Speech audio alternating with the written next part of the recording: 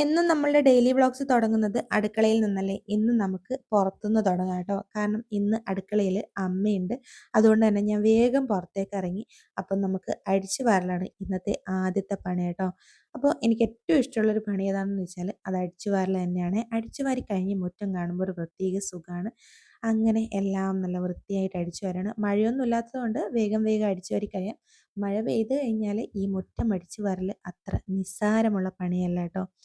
അങ്ങനെ മുറ്റമൊക്കെ അടിച്ചു വാരി, മുറ്റം അടിച്ചു വാരുന്നതിനിടയിലാണ് എൻ്റെ കയ്യിൽ എന്തോ വന്ന് കുത്തി. എന്താണെന്ന് ഞാൻ കണ്ടിട്ടില്ല. പക്ഷെ നല്ല വേദനയുണ്ട്. പക്ഷെ പിന്നെ അതങ്ങോട്ട് പോയി കേട്ടോ. ഞാൻ വേഗം തുളസിയിലൊക്കെ വെച്ച് പിന്നെ ഞാൻ എന്നാൽ റോഡ് കൂടെ അടിച്ചു വരാമെന്ന് വെച്ച്. റോഡിലാണെങ്കിൽ മഴ പെയ്തിട്ട് പുല്ലൊക്കെ പൊടിച്ചിട്ടുണ്ട് കേട്ടോ. അപ്പം ഇനി കാടായി പോവും അത്. വേഗം വേഗം പറിച്ച് കളഞ്ഞിട്ടില്ലെങ്കിൽ. അതിനുശേഷം ഞാൻ അകമൊക്കെ അടിച്ചു വാരി. അതിൻ്റെ വീഡിയോസൊന്നും ഞാൻ എടുത്തിട്ടില്ല. കാരണം എൻ്റെ അടുത്ത് ഈ സ്റ്റാൻഡ് വെച്ച് വീഡിയോ എടുക്കുമ്പോൾ ഇത് ഓണാക്കാൻ മറന്നു പോകും. പിന്നെ എപ്പോഴെങ്കിലായിരിക്കും ഈ ക്യാമറ ഉണ്ടല്ലോ എന്നൊക്കെയുള്ള ഓർമ്മ വരുന്നത്. അപ്പം ഞാൻ തുടക്കുമ്പോഴാണ് പിന്നെ ഞാൻ വീഡിയോ ഓൺ ചെയ്യുന്നത്. അങ്ങനെ എല്ലാ റൂമും ഞാൻ അടിച്ചു വാരി തുടക്കാണ്. കുറേ കാലം ഞാൻ വൈകുന്നേരമായിരുന്നു കേട്ടോ തുടക്കുന്നത്. പക്ഷെ വൈകുന്നേരം അതൊരു വലിയ പണി പോലെ തോന്നിയുകൊണ്ട് പിന്നെ വസു ഉറങ്ങി എണീക്കുന്ന സമയമായിരിക്കും വൈകുന്നേരം. അപ്പോൾ പിന്നെ ഈ നനഞ്ഞിട്ട് ഇതൊന്നും വേണ്ടാന്ന് വിചാരിച്ചിട്ട് ഇപ്പോൾ വസു ഉറങ്ങുന്ന സമയത്ത് രാവിലെ അങ്ങ് തുടച്ച് കഴിയും. അതാകുമ്പോൾ എൻ്റെ പണിയും കഴിഞ്ഞു. നല്ല സുഖമാണ് രാവിലെ തുടച്ച് കഴിഞ്ഞാൽ. ഇങ്ങനെ ഓരോ റൂമുകളായിട്ട് തുടച്ച് പിന്നെയുള്ള പണി എന്താണെന്ന് വെച്ചാൽ അലക്കാനുണ്ടായിരുന്നു. അത് വാഷിംഗ് മെഷീനിൽ ഇട്ടിട്ടുണ്ട്. അതൊക്കെ ഞാൻ അതിനിടയിൽ ഇത് കഴിഞ്ഞിട്ട് അലക്കി ആറിയിട്ടിട്ടുണ്ട്. പിന്നെ നമ്മളുടെ പണി ഇന്ന് ഞായറാഴ്ചയാണ്. അപ്പം നമുക്കിന്ന് സാൻബീനെ ഡാൻസ് ക്ലാസ്സിൽ കൊണ്ടുപോകണം. അപ്പം വേഗം മേലെ പോയിട്ട് ഇസ്തിരി ഇടാനുള്ളതൊക്കെ ഇസ്തിരി ഇട്ട് വെച്ച്. എനിക്ക് ഏറ്റവും മടിയുള്ളൊരു പണിയാണ് ഈ മേലെ കയറിയിട്ട് ഇസ്തിരി ഇടുകയെന്ന് വെച്ചാൽ. കാരണം താഴെയാണെങ്കിൽ വേഗം ഇടും. മേലെ കയറുന്ന പണി ഭയങ്കര ബുദ്ധിമുട്ടാണ്. ഒട്ടും ഇഷ്ടമല്ലാത്ത പണിയാണ് മേലെ കയറിയിട്ട് ഇസ്തിരി ഇടുക എന്നുള്ളത്.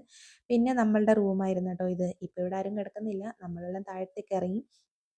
സാൻവിൻ്റെയും വസുവിൻ്റെയും ഒക്കെ ഡ്രസ്സ് ഞാൻ ഇവിടെയാണ് കേട്ടോ വെക്കാറ്. നല്ല ഡ്രസ്സുകളൊക്കെ ഇവിടെ നിന്നാണ് ഞാൻ ആവശ്യത്തിന് എടുത്തുകൊണ്ട് പോകാറ്. നമ്മളുടെ കയ്യിലുള്ളത് അത്യാവശ്യത്തിന് വേണ്ട വീട്ടിൽ നിന്ന് ഇടുന്ന ഡ്രസ്സുകൾ മാത്രമേ ഉണ്ടാവുള്ളൂ കേട്ടോ. എൻ്റെ എല്ലാ ഡ്രസ്സുകളും ഞാൻ താഴെ വെക്കും. സാരി അങ്ങനത്തെ നമ്മളുടെ ഇമ്പോർട്ടൻ്റ് ആയിട്ടുള്ള സാധനങ്ങളൊക്കെ ഈ റൂമിൽ തന്നെയാണുള്ളത്. അങ്ങനെ സാൻവിൻ്റെ യൂണിഫോം ഇസ്തിരിടാൻ വേണ്ടിയിട്ട് യൂണിഫോം തപ്പുന്നതാണ് കേട്ടോ. ഈ യൂണിഫോം ഏകദേശം ഒരു 3 വർഷമായി.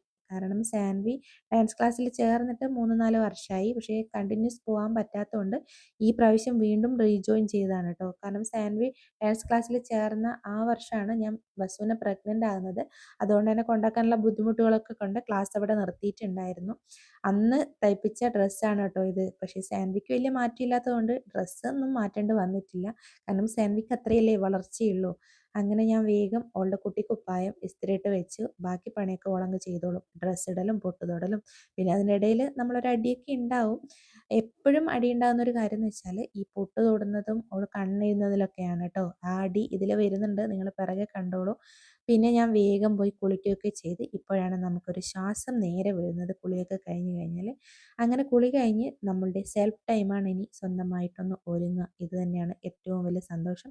പിന്നെ വേഗം പോയിട്ട് ചായ കുടിച്ച് അപ്പോഴത്തേക്കും ലാലോട്ടൻ നമ്മളെ അവിടെ ഇറക്കി തരാം. നമുക്കിന്ന് അല്ലറ ചില്ലറ ചെറിയ പണികളുണ്ട്. അപ്പോൾ സാൻവി ആണെങ്കിൽ ഡാൻസ് ക്ലാസ്സിൽ ഇരിക്കാൻ നിർബന്ധിക്കും കേട്ടോ. അപ്പോൾ ഞാനാണെങ്കിൽ ലാലോട്ടനും അച്ഛനോ കൊണ്ടുപോയി കഴിഞ്ഞാൽ വലിയ ബുദ്ധിമുട്ടില്ലല്ലോ. പക്ഷേ സാൻവിക്കാണെങ്കിൽ ഞാൻ പോയിട്ട് അവിടെ ഇരിക്കണം എന്ന് നിർബന്ധമാണ്.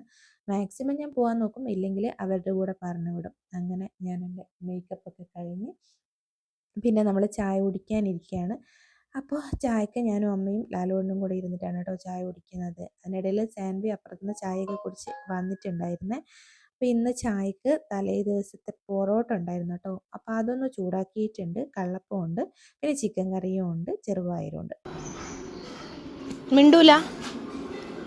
ഹലോ ഗൈസ്, എൻ്റെ ഏറ്റവും ഇഷ്ടപ്പെട്ട മോളാണ് എൻ്റെ അടുത്തിരിക്കുന്നത്.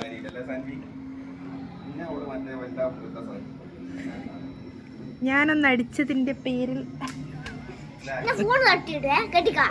എന്നെടയും കൊണ്ടിടുവാ. അതിന്റെ മുമ്പേ ഞാൻ ഫോൺ തട്ടി തെറിപ്പിച്ച് പൊട്ടിച്ചാളി. പിന്നെ ഫോൺ എന്നെ ഇവിടെ വൃദ്ധസദനത്തിൽ കൊണ്ടിടും. നിങ്ങളെയോ? ഞാൻ ഫോൺ തട്ടിയിട്ട് നിങ്ങള് ഓൾറെഡി വൃദ്ധനായല്ലോ. ഇനി സദനല്ലേ നോക്കിയെടുക്കണ്ടു. ഞാൻ വൃദ്ധയാവാൻ കുറച്ചുകൂടെ സമയമുണ്ടല്ലോ. നേരത്തെ പറഞ്ഞതുപോലെ തന്നെ ഞാനും സാൻവിയും നല്ല ഒന്നാന്തരം അടി കഴിഞ്ഞിട്ടുണ്ട് കേട്ടോ. വേറൊന്നുമല്ല, സാൻവി പൊട്ട് തൊടില്ല, കണ്ണ് എഴുതില്ല, ഇതൊക്കെ തന്നെയാണ് പ്രശ്നം. അപ്പം ഞാൻ അടിക്കാൻ നോക്കി, അത് ലാലോട്ടിന് ഇഷ്ടമായില്ല. അതിനാണ് കേട്ടോ ലാലോട്ടൻ പറയുന്നത്, നീ ഇവളെ ഇങ്ങനെ ചെയ്യുകയാണെങ്കിൽ നിന്നെ വൃദ്ധസദനത്തിൽ കൊണ്ടിടുമോ എന്നുള്ളത്. നമ്മളുടെ മക്കൾ അങ്ങനെയൊക്കെ ചെയ്യും, അതൊക്കെ സ്നേഹം കൊണ്ട് ചെയ്യുന്നതല്ലേ നമ്മൾ, അല്ലേ? അങ്ങനെ നമ്മളുടെ പ്രശ്നമൊക്കെ പരിഹാരമായി. ഞാൻ ഇരിക്കുന്നതിനാണ് കേട്ടോ ഓള് വേഗം പോയിട്ട് മുന്നിൽ പോയിരുന്നത്. അപ്പോൾ ഇതാ ഞായറാഴ്ച ആയതുകൊണ്ട് തന്നെ വലിയ തിരക്കൊന്നുമില്ല കേട്ടോ റോഡിൽ.